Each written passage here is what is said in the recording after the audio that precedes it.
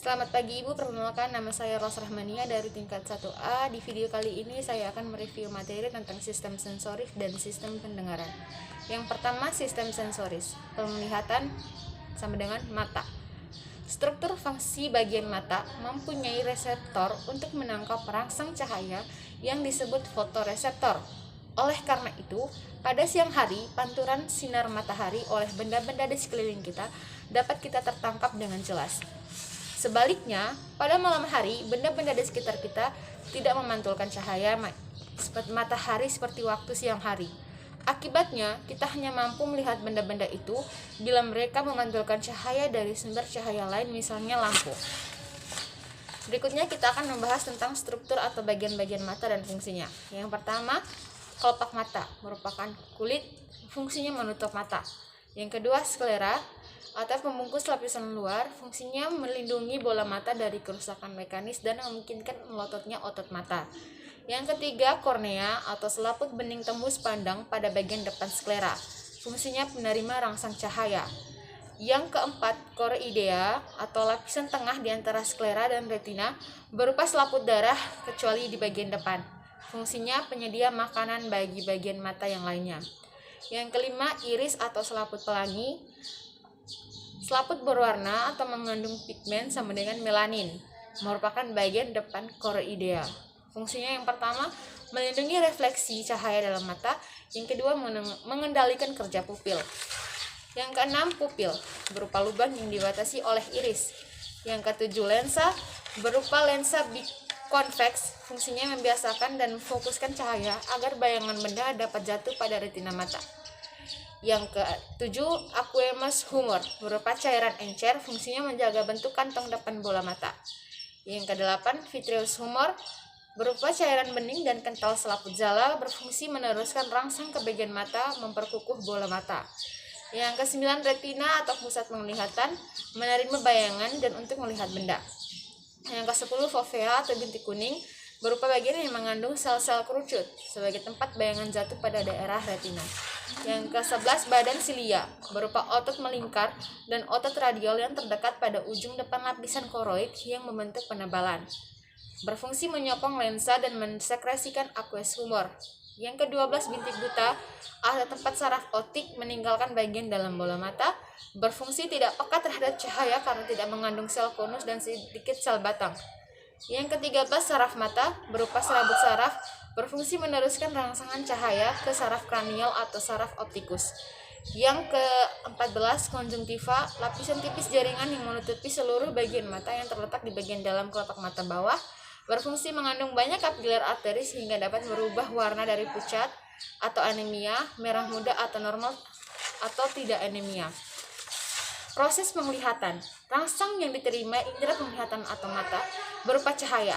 Cahaya yang masuk melalui kornea akan diteruskan seperti berikut: cahaya, aqueous humor, pupil, lensa, vitreous humor, retina atau bintik kuning.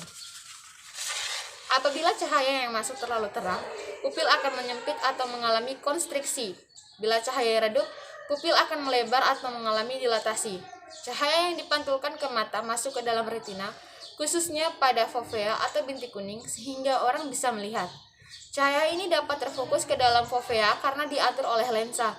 Lensa mata mempunyai kemampuan untuk memimpih dan mencembung. Kemampuan ini disebut daya akomodasi.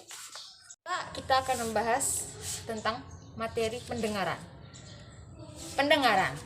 Telinga merupakan indera pendengaran, terbagi atas beberapa bagian seperti telinga luar, telinga tengah, dan telinga dalam. Yang pertama, telinga luar merupakan bagian paling luar dari telinga, terdiri dari yang pertama, daun telinga atau pinna atau auricula, merupakan daun kartilago, berfungsi menangkap gelombang bunyi dan menjalarkannya ke kanal auditori eksternal atau lintasan sempit yang panjangnya sekitar 2,5 cm yang merentang dari auricula sampai membran timpani. Yang kedua, membran timpani atau gendang telinga, merupakan perbatasan telinga bagian luar dengan tengah, berbentuk kerucut dilapisi kulit pada permukaan eksternal, dilapisi mukosa pada permukaan internal.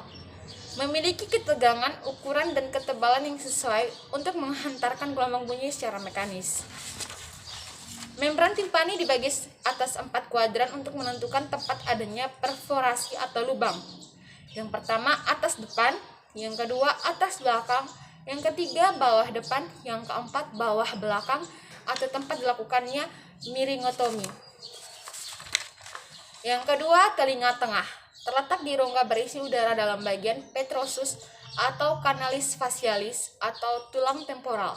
Terdiri dari yang pertama tuba eustachius, menghubungkan telinga tengah dengan faring. Normalnya tuba ini menutup dan akan terbuka saat menelan, mengunyah, dan menguap.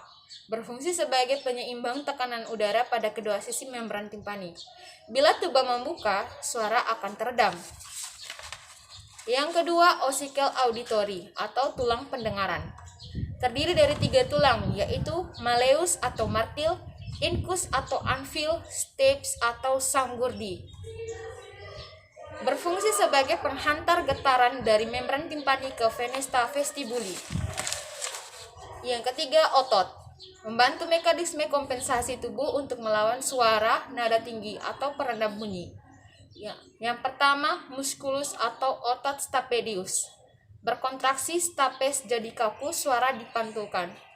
Musculus tentor timpani, yaitu yang kedua, menegangkan gendang telinga dan suara teredam.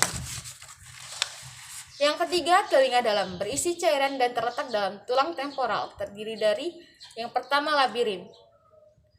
Labirin terdiri dari labirin tulang atau ruang berliku berisi perilymphe atau cairan yang serupa dengan cairan cerebrospinal. Terdiri dari vestibular, saluran semicircularis, dan koklea. A. Vestibular, bagian sentral labirin tulang yang menghubungkan koklea dengan saluran semicircular.